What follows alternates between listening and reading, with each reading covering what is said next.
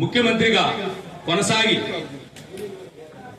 2 సంవత్సరాలు corona time పోయినప్పటికీ 2 సంవత్సరాలు corona time పోయిన తర్వాత ఇక ఉన్నది 3 సంవత్సరాలు ఏమి చేయాలో అర్థం కాని పరిస్థితిలో జగనన్న ప్రజలకు పెద్దపీట వేయాలనే ఉద్దేశంతో మహిళలకు ప్రజలకు 3 సంవత్సరాలు దూరదృష్టితో చాలా పథకాలను ప్రవేశపెట్టి ప్రతి పథకాన్ని తూచ తప్పకుండా అమలు పరిచి ప్రతి గడపకు సంక్షేమ పథకాన్ని ఇంటికి చేర్చినటువంటి నాయకుడు మన జగన్మోహన్ రెడ్డి గారు.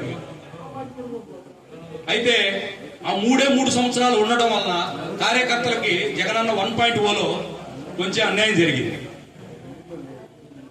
ఆ అన్యాయాన్ని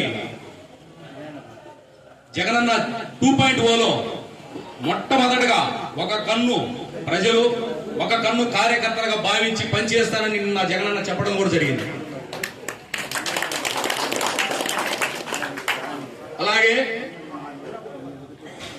ఏవైతే మన జగనన్న ఇచ్చినటువంటి పథకాల కంటే అబద్ధాలు చెప్పి ఎక్కువ మోసాలు ఇచ్చినటువంటి కూటమి ప్రభుత్వం సూపర్ 6లు ఎన్నో పెట్టి ఏ ఒక్క పథకాన్ని కూడా కొనసాగించకుండా ఆ పథకాలు ఏవయ్యా అని అడిగినందుకు కేసులు పెట్టి కార్యకర్తల్ని నాయకుల్ని ఏ కారణాలు లేకుండా అకారణంగా శిక్షిస్తూ పోలీసులను బెదిరించి పోలీసుల ద్వారా అరెస్టులు చేయించి జిల్లాలు రాష్ట్రాలు మారుస్తూ చిత్రహింసలు పెడుతున్నారు.